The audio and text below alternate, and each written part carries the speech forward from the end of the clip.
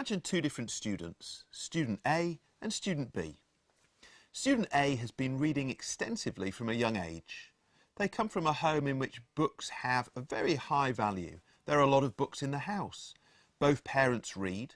Both parents have been reading to the child from a young age. And there is an emphasis put on discussion, oracy, and the skills associated with that.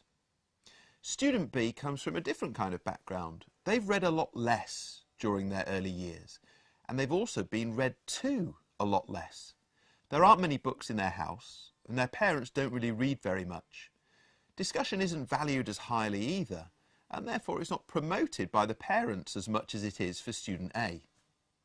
Now let us imagine that both these students are 12 years old, and they find themselves in the same classroom, an English classroom.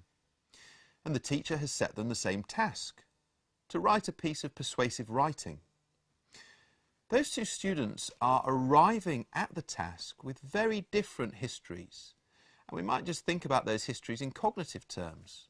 Student A is likely to have internalised a lot more information connected to the written word, the spoken word, to language use than student B.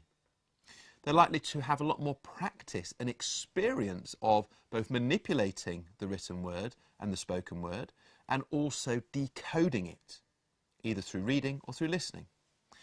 So when they sit down to do that similar task, student A is likely to be at a considerable advantage to student B.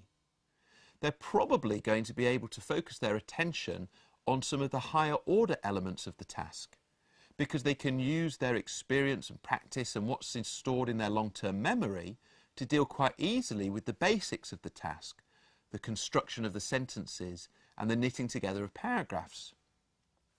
So in terms of scaffolding then, we as the teacher are looking at this and thinking to ourselves, actually, student A is probably going to require very little intervention from us in order to be successful, whereas student B is going to require a lot more support. So it is that as the activity progresses, we step in and offer more support to student B. We find different ways to scaffold the learning for them. For example, we might give them some sentence starters or some model sentences, or we might provide them with a structure for their piece of persuasive writing. And all this is intended to make it slightly easier for them, because we know there isn't as much that they can do unassisted as student A. Now this little vignette illustrates that in any classroom we've got a whole range of abilities in front of us, and the students we're working with arrive with different histories, different experiences, different skills and abilities. And understanding that and understanding the specific differences between learners means we have the information we need to make our scaffolding interventions as effective as possible. Golden nugget. Different amounts of scaffolding are necessary for different students. Rarely is a one-size-fits-all approach appropriate.